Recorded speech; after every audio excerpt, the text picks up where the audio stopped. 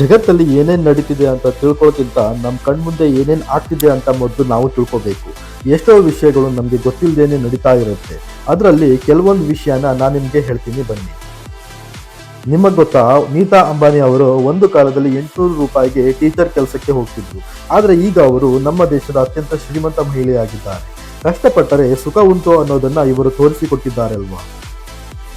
ಭಾರತದಲ್ಲಿ ನಮ್ಮ ರಾಜ್ಯವು ರಾಗಿ ಬೆಳೆಯುವಲ್ಲಿ ನಂಬರ್ 1 ಸ್ಥಾನ ಪಡೆದುಕೊಂಡಿದೆ.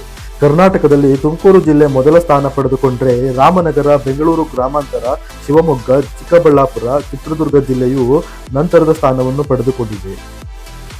ಇವರ ಹೆಸರು ದ್ವಿಜೇಂದ್ರ.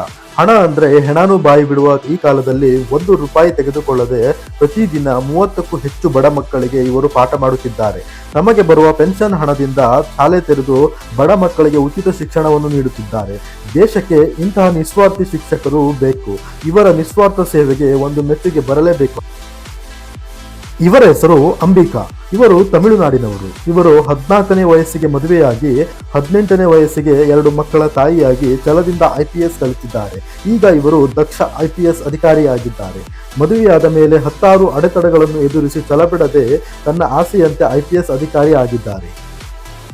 ಸದ್ಯ ಸುಪ್ರೀಂ ಕೋರ್ಟ್ ಇಂದ ಹೊಸ ಆದೇಶ ಬಂದಿದೆ. ಅದೇನಪ್ಪಾ ಅಂತ ಅಂದ್ರೆ 2ನೇ ಮತ್ತು 4ನೇ ಶನಿವಾರದ ಸರ್ಕಾರಿ ರಜೆಯನ್ನು ರದ್ದು ಮಾಡಿದೆ. ಈ ಆದೇಶವು ಜುಲೈ 14, 2025ರಿಂದ ಪೂರ್ಣ ಪ್ರಮಾಣದಲ್ಲಿ ಜಾರಿಗೆ ಬರುತ್ತದೆ. ಈ ಚಿತ್ರ ನೋಡಿ. ಹಸುವಿಗೆ ಪ್ರತಿನಿತ್ಯ ಆಹಾರ ನೀಡುತ್ತಿದ್ದ ವಯಸ್ಸಾದ ಅಜ್ಜಿಯೊಬ್ಬಳ ಅಂತ್ಯಕ್ರಿಯೆಯಲ್ಲಿ ಹಸುವೊಂದು ಭಾಗವಹಿಸಿರುವುದು ಕಂಡು ಬಂದಿದೆ. ಮನುಷ್ಯರಿಗಂತ ಪ್ರಾಣಿಗಳಿಗೆ ಮಾನವೀಯತೆ ಹಾಗೂ ಶುದ್ಧ ಮನಸ್ಸಿದೆ, ಏನಂತೀರಾ? ಈ ಮಾಹಿತಿಯು ನಿಮಗೆ ಇಷ್ಟವಾದರೆ ಒಂದು ಲೈಕ್ ಕೊಟ್ಟು ಹಾಗೆ ನಮ್ಮ ಚಾನಲ್ ಅನ್ನು ಸಬ್ಸ್ಕ್ರೈಬ್ ಮಾಡ್ತೀನಿ. ಹೀಗೆ ನಾನು ಹೊಸ ವಿಷಯಗಳನ್ನು ತಿಳಿಸ್ತಾ ಇರ್ತೀನಿ. ಧನ್ಯವಾದ.